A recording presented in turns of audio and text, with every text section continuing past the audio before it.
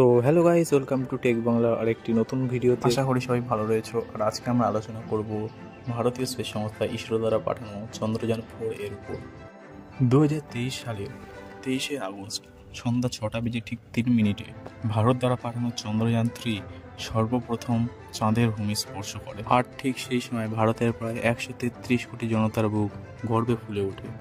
এরপর ভারতীয় স্পেস সংস্থা ইসরোর কাছে থেকে নতুন কোনো অভিযানের কোনো রকম খবর না পাওয়া গেলেও 2025 সালে ঘোষণা হলো চন্দ্রযান-4 এর লঞ্চিং ডেট। হ্যাঁ, আপনারা ঠিকই শুনেছেন, ভারত এবার পাঠাবে চন্দ্রযান-4।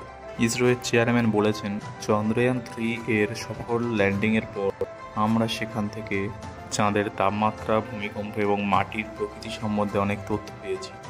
এরপর চন্দ্রযান-4 কেবল ল্যান্ডিং করবে না, বরং সেখান থেকে বিভিন্ন তথ্য নিয়ে ফিরেও আসবে। এই পুরো কার্যক্রমটি মূলত দুটি ধাপে সম্পন্ন করা হবে।